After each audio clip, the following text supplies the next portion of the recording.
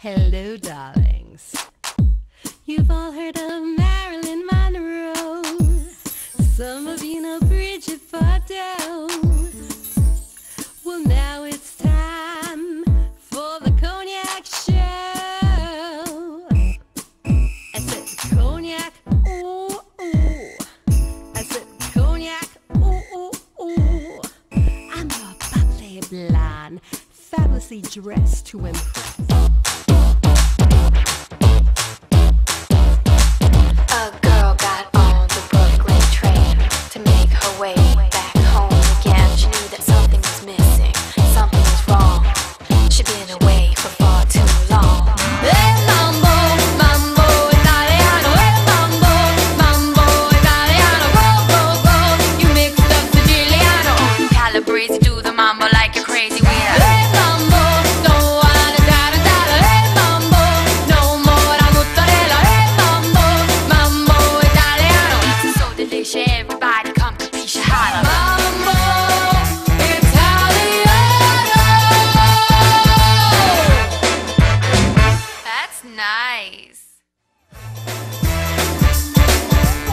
Welcome back. I'm Cognac Wellerlane, and we are here at etc. for the after party for my big gay Italian wedding. And I'm here with some of the party guests. And this fabulous lady was the original from Sandy from Greece on Broadway, right? Yes, I am. And what you've been up to all these years, we want to know what you've been doing. Well, it's a lot of years to cover. Yeah. I don't think we have time. We may not have enough time in the night, but she's going to tell me anyway what she's doing right now. Next February 14th, Valentine's Day, will be the 40th birthday of the opening of Grease on Broadway, 40 years ago. Wow. 40 years ago, Eileen Kristen, who was here, and Joy Rinaldi, who was here, and I were in the original cast, and I was Sandy, and it hardly seems possible that 40 years have gone by. I can't even believe that 40 years has gone by. Where did it fly? Been busy. One of the things that I did that same year was a children's show that became very popular. In fact, we had no idea where it was going, but it became the most successful regional show in the history of children's television. It was called The Magic Garden. Oh, I remember that. Magic Garden with Carol and Paula and Sherlock and On the Swings. And that's also a 40th birthday next year. What do you think about Broadway? I mean, with all the changes in the 40 years that we've seen Broadway productions, what do you think about how it's going now? I'm sorry that it's so expensive for people to go to. It's very expensive. But people seem to want that explosive numbers and musical dance, and it's like tonight I really enjoyed the play that I saw with Eileen, and it didn't need all that extra, song and dance. I mean, they had some, but Broadway's always been known for a lot of big dazzle. I mean, that's what you pay to see. Razzle dazzle, big right? numbers, and talented people. But this little show tonight had a lot of very talented people. Oh, in it. Actors exceptional. work, and whatever there is to do, they do. And sometimes you do little things, and sometimes you do big ones. And I mean, I played the Fantastics at Sullivan Street Playhouse. I played Louisa, the girl, for 2 years back in the 60s. And I was happy to be there, to have regular work, to do 8 shows a week for 2 years. That was as long as I stayed. I could have stayed longer. But it was a wonderful role in an intimate theater. And I think when I started, we got $40 for 8 shows a week. And then by the time I left, if we'd had a good week and the place was full, we got 70. But you didn't really do it for the money. You do it because you love what you do. Well, look, actors have to eat.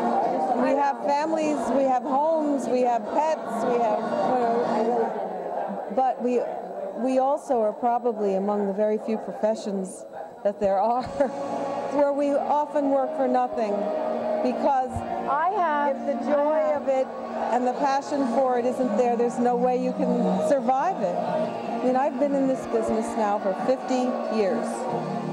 And sometimes there are stretches when you don't work, you need something to fall back on. Most actors are able to do that and they understand that they have to. Some people are lucky and always work and never have to. That's, to me, I'm going to tell you a story. I think the most amazing show business acting story, honestly, is Susan Lucci from All My Children. That girl has worked from the day she started in show business, and everyone said, she's just a soap opera actress, and she took that soap opera actress role, and she made everybody that was on a soap opera a star. Because before then, soap opera actors were like, that's just a stepping stone to get to Broadway or to film or to Hollywood. And she made a career out of it, and she never got laid off. And all the years that she worked, she continuously worked on that All My Children. And I can't tell you all the jobs I've had. And my parents told me, what do you want to be an actress for? They never could hold a job. They never, forget it. And so I did what they told me. I became a secretary. But honestly, and I have more jobs than anybody I've ever known. Well, I would believe that. And Susan Lucci kept that job. Well, you know, that's not easy. I know, but that was an amazing, that's an amazing story, an amazing acting story. Don't you agree? I did a role on One Life to Live for a while, and I did one on Edge of Night for a while. And I know the kind of discipline that it takes. It's huge. And they move along so fast. You've got to be sharp, and she has done that for all of these years. I mean, Eileen, she's another one. One of the great soap stars ever. I agree. Fans adore her because she plays a character. You know, she's nuts. A character with so many phases to the personality, right? Right, absolutely. But we all really, we do what there is to do, and some things we really want to do so badly that we'll do it for little or nothing if that's what it takes. I'm doing cabaret now. Something right. You're working on a new project right now. Well, this isn't totally new. This was a bit of a surprise interview, so forgive me if I'm not very well. Tell my audience about this. Well, I decided that after 50 years in the business, I needed to challenge myself and I needed to celebrate that. And I also was thinking that maybe it was time to be who I really am.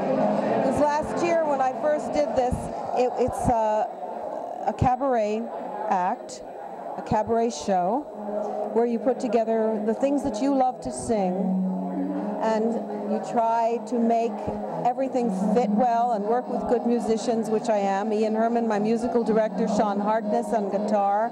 They're both marvelous. I've been working with Ian since the 70s, and Sean's a new friend and terrific. We just came back in March from doing a benefit performance in the U.S. Virgin Islands in St. Croix. Three of us did a show. That was wonderful. So I'm back at the Laurie Beachman, a repeat of my last year's show. And I'm there for the third Monday in September and the third Monday in October.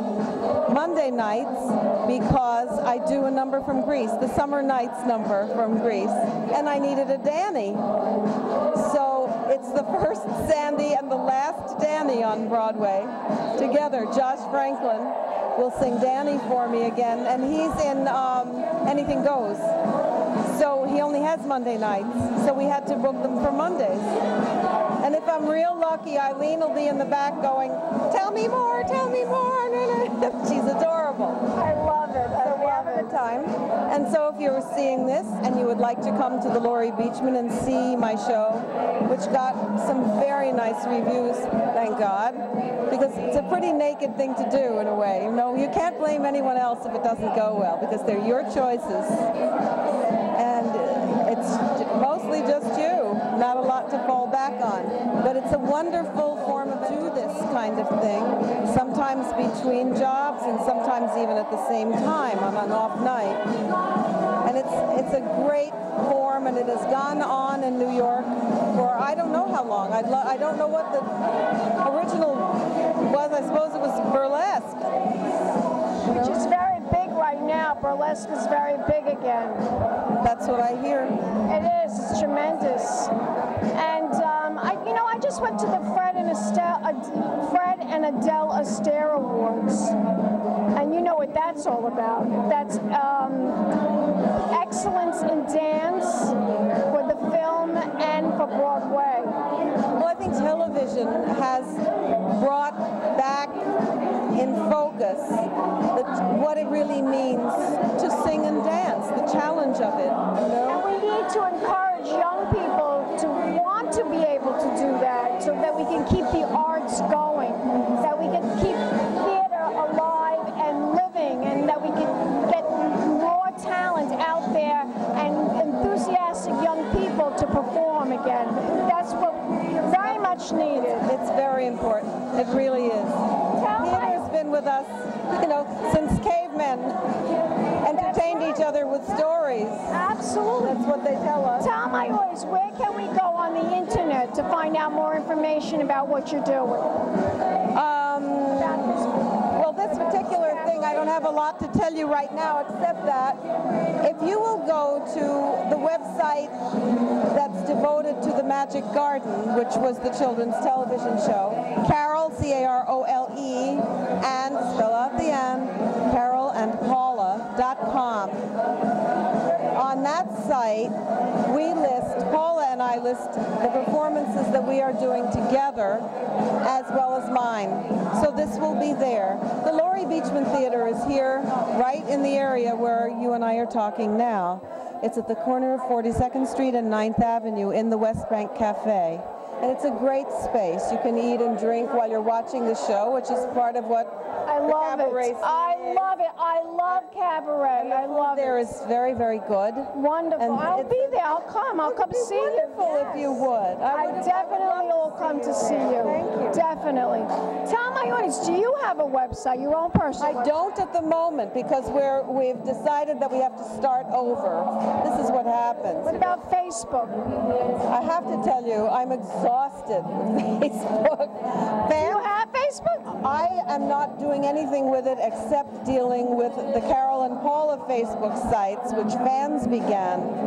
And there are now about 35,000 friends on the sites that are begun and run by fans. But it's very involving to respond to all of these people, and we have... you need to hire somebody for that. I do. I answer our fan mail, the Carole and Paula fan mail. It takes a lot of time. Tell my audience your fan page. What's your spell it?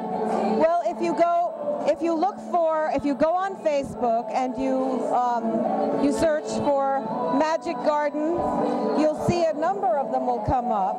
The biggest one has, I think, 27,000 friends on it now. And that one... So it's Magic Garden? The Magic Garden, or Carole and Paula, or Carole and Paula in the Magic Garden, or Magic Garden 70s Children's Show. Any one of those will get you to Facebook pages that are hosted by fans that range from 1,000 friends to close to 30,000. And so it's the most amazing thing to me. It really is. It really is. It really is. I want to thank you so much for that wonderful interview. That was lovely. I was happy to do it.